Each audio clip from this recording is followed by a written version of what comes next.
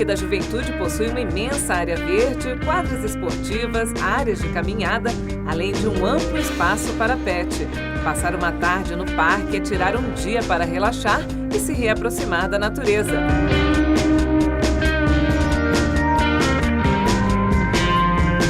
Eu acho maravilhoso. Eu faço a minha caminhada, eu moro aqui em cima, perto da Vila Guilherme. Faço a minha caminhada todo dia de manhã aqui. Foi bem contar com você. Daqui para mim é um paraíso isso daqui.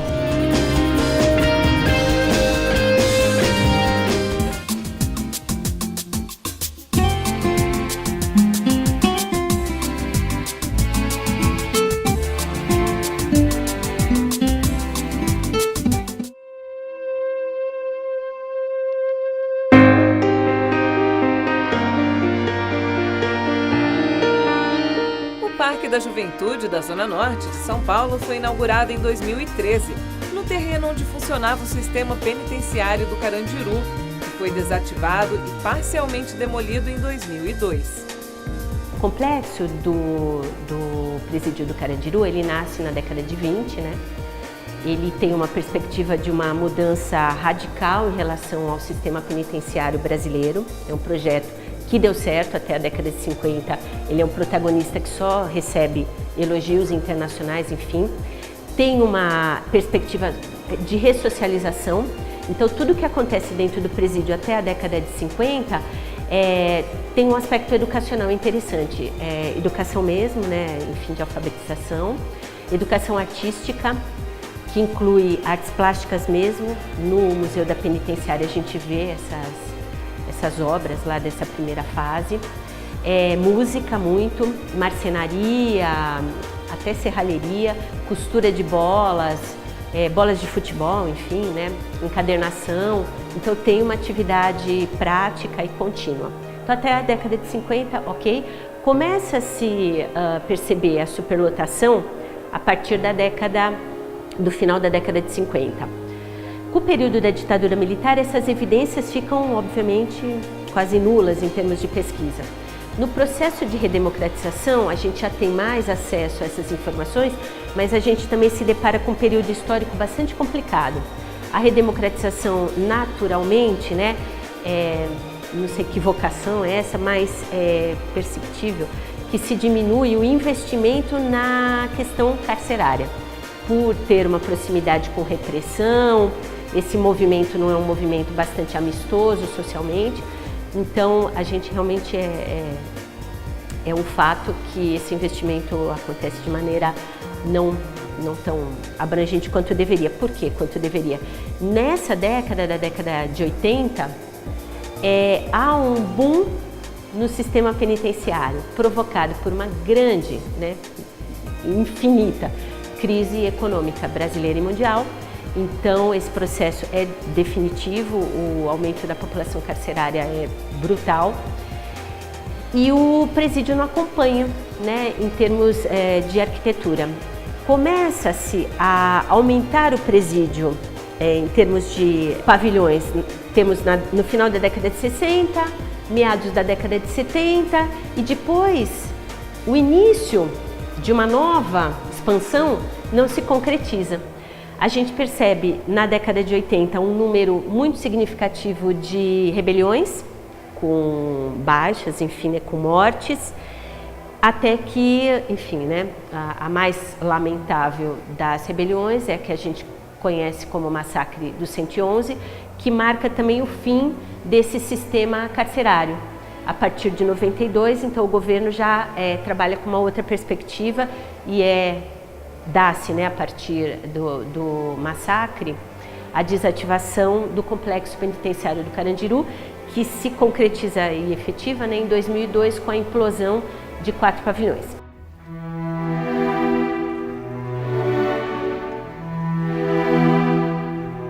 A Casa de Detenção de São Paulo, que ficou conhecida como Carandiru, foi inaugurada na década de 1920 e chegou a abrigar mais de 8.000 presos, se tornando uma das maiores da América Latina. E normalmente os presídios são instalados em lugares mais afastados, né? Por questões de segurança principalmente. Aqui circunstancialmente, até porque o Carandiru era uma construção antiga, né?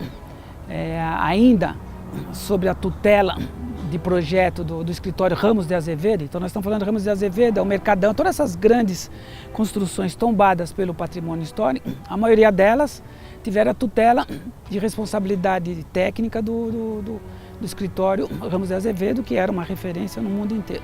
Pelo tempo, né, ele estava situado numa região que aparentemente era inóspita para a época. E depois o crescimento urbano, né, a densidade, esse adensamento urbano fez com que o presídio, a penitenciária do Estado, que também ficava aqui do lado, depois se transformou em feminina, acabasse sendo cercado por esse crescimento urbano.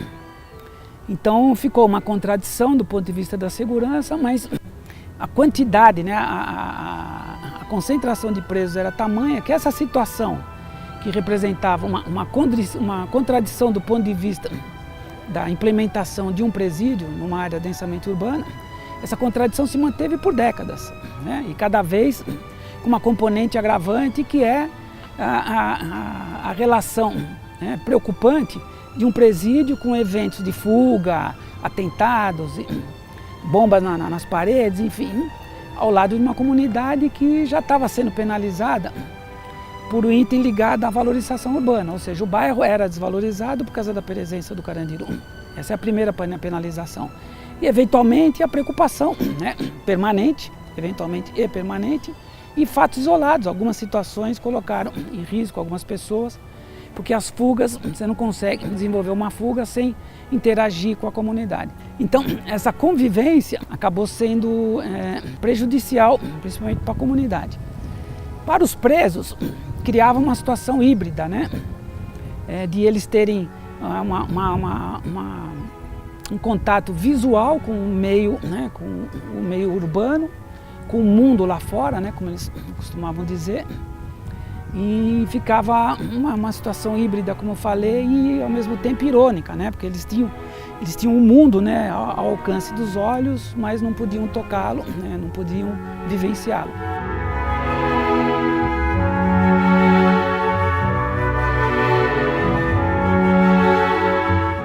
A história do Parque da Juventude está diretamente ligada ao presídio do Carandiru.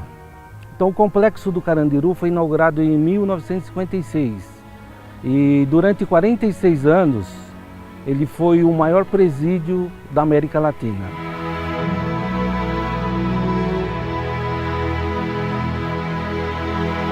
A rebelião de 1992 foi o fator determinante para que tomasse a decisão de desativar o presídio do Carandiru.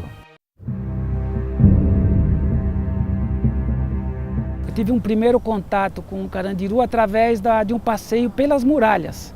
Então eu circundei toda a periferia do complexo, né, penitenciário do Carandiru, através das passarelas das muralhas. Então foi um primeiro contato numa terça-feira seguinte a um sábado, dia 8 de dezembro de 2001. Nesse dia a sensação foi de um prenúncio de um sonho a se realizar, profissionalmente falando, né? Mas predominou naquele momento a curiosidade, porque essa primeira visita não envolveu uma entrada nos pavilhões, né? Uma convivência com os presos, que todos ainda estavam lá. Os 7 pavilhões ainda estavam ocupados, né?